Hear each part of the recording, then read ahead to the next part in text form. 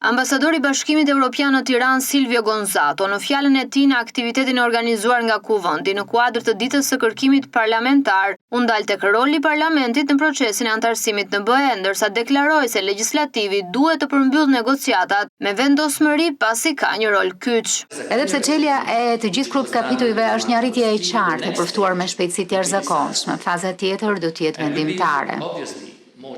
Dhe qartësisht më sfiduese, sepse mbyllja e kapitujve negociues është më e vështirë se çelja e tyre. Duke qenë se kjo është koha kur vendosmëria e aftësia e Shqipërisë për të miratuar e zbatuar reforma rrënjësore e qëndrueshme për të harmonizuar me standardet dhe akitë e BE-s, do të vihet në sprov.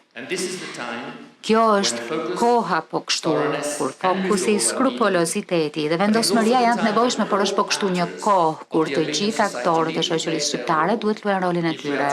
Në qoftë se do të duhet të përmbushet objektivi ambicioz për të mbyllur negociatat e antarësimit deri në fund të vitit 2027. Përjedhoj, po hym në një fazë tejet komplekse teknikisht dhe politikisht të procesit antarësimit të Shqipërisë. Në këtë fazë, parlamenti luan një rol thelbësor. Kuvendi është forumi legjitim ku propozohet legjislacioni, ku diskutohet e miratohet. Dhe një tjetër rol të rëndësishëm që parlamenti e ka është monitorimi i këtij legjislacioni. Gonzato tha se kërkimi parlamentar është themeli në harmonizimin e ligjeve dhe në informimin e qytetarëve. Për të garantuar cilësinë e këtyre proceseve, kërkimi parlamentar është absolutisht i domosdoshëm, është themeli i politikbërjes bazuar në të dhëna.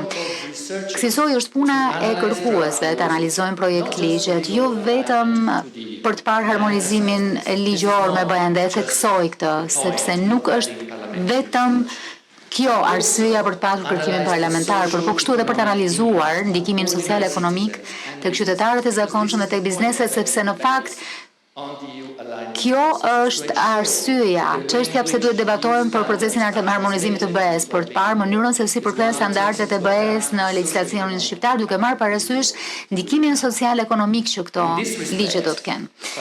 Në këtë drejtim, shërbimet e kërkimit parlamentar duhet të jenë të informuara qoftë për praktikat më të mira në fushat përkatëse të politikave, po kështu edhe për kontekstin vendor. Kërkuesit duhet t'u paraqesin ligjbënësve kostot dhe përfitimet e ligjeve të propozuara dhe në fakt ndikimet strukturore në shoqëri. Ambasadori deklaroi se kërkimi ndihmon ligjvënësit që të shpjegojnë ligjet më mirë për kategoritë e ndryshme të qytetarëve dhe gjithashtu ndihmon në harmonizimin e ligjeve sipas kontekstit social dhe ekonomik të Shqipërisë.